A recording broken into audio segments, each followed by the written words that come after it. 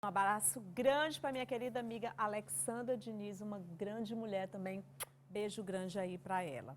E olha, o uso de anticoncepcionais representa muito na emancipação feminina. E se as mulheres evoluíram em suas pautas na sociedade, os contraceptivos também se modernizaram bastante. O nosso papo agora é com a ginecologista Cristina Guazelli. Ela é membro da Comissão Nacional especializada em anticoncepção da FEBRASGO, Federação Brasileira das Associações de Ginecologia e Obstetrícia. E ela já está aqui comigo. Boa noite, doutora Cristina. Boa noite, tudo bem? Obrigada pela lembrança do meu nome. É um prazer enorme tê-la aqui com a gente. Hoje um programa especial em homenagem a nós mulheres. E nada melhor do que a gente falar sobre anticoncepcionais, não é, doutora? Explica pra gente o que são os anticoncepcionais. Anticoncepção, como o nome está dizendo, são métodos contraceptivos. É o que nós podemos utilizar para evitar uma gravidez. Assim, a gente pode planejar o melhor momento da nossa vida para poder engravidar. Quais são os tipos mais buscados e os mais eficientes, hein, doutora? Os tipos de anticoncepção, mais conhecidos são as pílulas, que são os anticoncepcionais hormonais, e a camisinha, o condom. Lembrando que o condom não é considerado um método anticoncepcional de boa eficácia. A eficácia dele é considerada regular. Então, a orientação é para que se utilizem métodos mais eficazes. Quais são os métodos mais eficazes? É o DIU, é o sistema intrauterino de levonorgestrel, é o implante. Na verdade, de todos os métodos, o mais eficaz é o implante. O que existe de mais novo? Como é que eles evoluíram, hein, doutora? O anticoncepcional, as pílulas, elas passaram a ser industrializadas na década de 60. E de lá para cá, houve muitas mudanças. Mudanças nas doses, nos tipos de hormônio. Então, houve muitas alterações. Hoje em dia, nós temos pílulas com doses bem menores e hormônios muito mais parecidos com os nossos. Com isso, você acaba tendo menos efeitos colaterais, uma menor incidência de riscos para as mulheres que utilizam esses métodos. A mulher deve lidar com os mitos também. De que forma, hein, doutor? O que realmente pode atrapalhar o uso dos anticoncepcionais? Existem vários mitos em relação à utilização dos métodos, né? Sim. Por exemplo, da pílula. O mito é que a pílula, por exemplo, precisa ser feito um descanso. Não, não se tem descanso com a pílula. A paciente ela deve usar a pílula o tempo que ela necessitar. Quando ela suspender, ela vai suspender ou porque não tem mais a necessidade do método, porque está sem algum parceiro, ou porque deseja engravidar. Outro mito é o mito, por exemplo, que é da ingesta, né, da pílula, que a pílula não pode ser ingerida, vamos supor, sozinha, que precisa ter um copo d'água, né? Não, a paciente, ela pode, claro que é muito melhor se ela tiver um líquido, porque ela vai conseguir deglutir melhor esse anticoncepcional. Mas se ela está num momento fora de casa que não tem condições de ter um líquido, ela pode colocar o comprimido na boca, encher a boca de saliva e tentar engolir, que não vai ter problemas. O que não Um pode outro é mito que deixar eu de acho que é tomar, né? importante, O que não pode é deixar de tomar. não pode deixar de tomar, porque se ela esquecer ou se ela atrasar, ela pode dançar. É verdade, doutora. Inclusive, eu queria até aproveitar a oportunidade que a gente está falando sobre a questão de esquecer de tomar a pílula. É muito comum a mulher esquecer de tomar a pílula. E aí a gente fala da pílula do dia seguinte. Mas aí eu lhe pergunto, doutora, aconteceu de esquecer de tomar a pílula. O que eu devo fazer? Eu tomo 2 pílulas ou para, ou tomo a pílula do dia seguinte? Como é que faz, hein, doutora?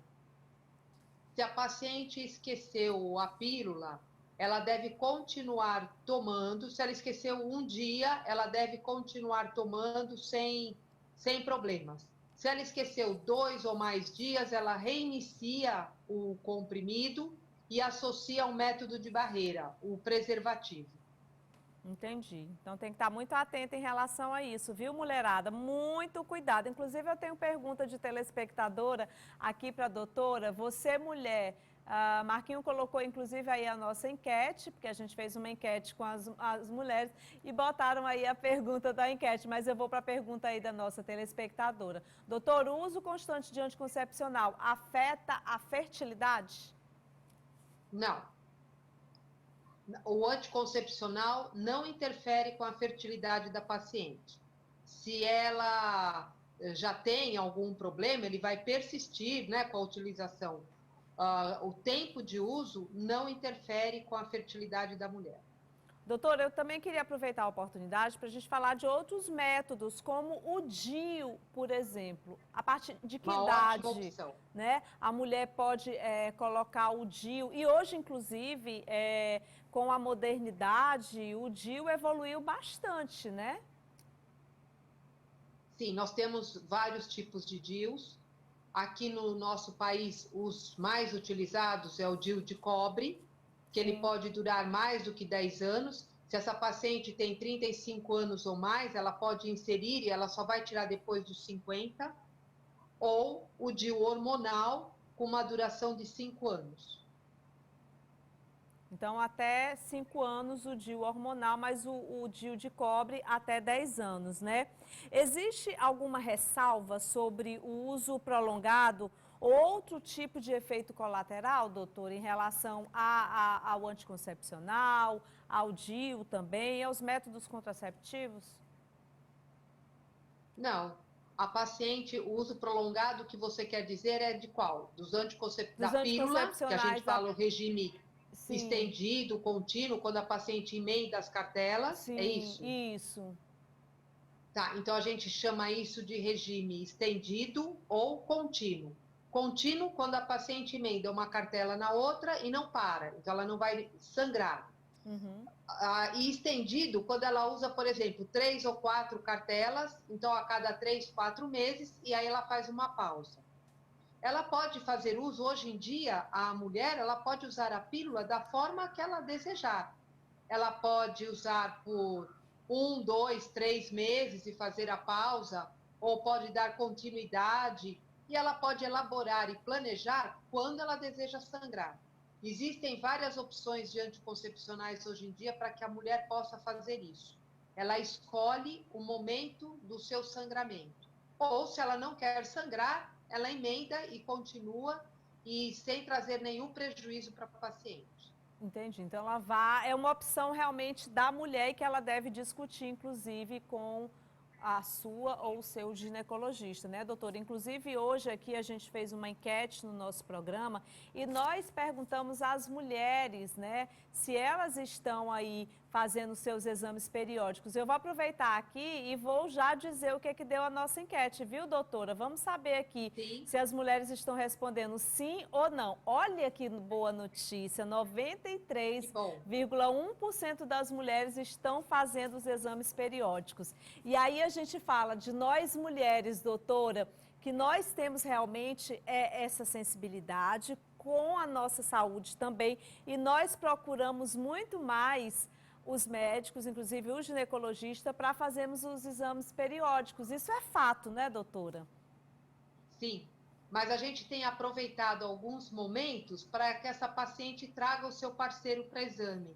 Por exemplo, atualmente a gente tem aproveitado o pré-natal, porque a gente sabe que os homens não buscam, né?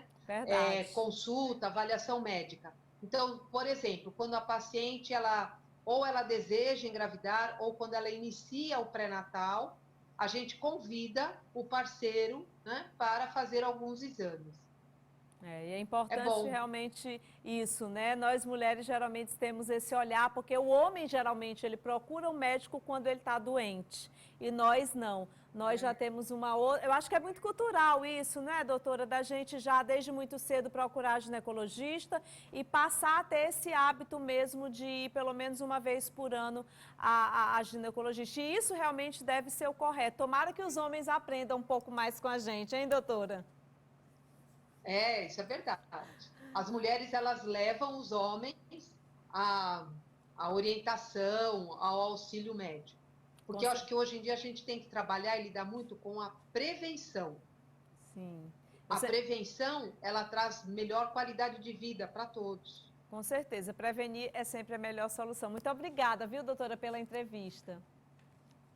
Obrigada pelo convite, viu? Muito bom. Volte sempre. E olha, Obrigada. falando em prevenção,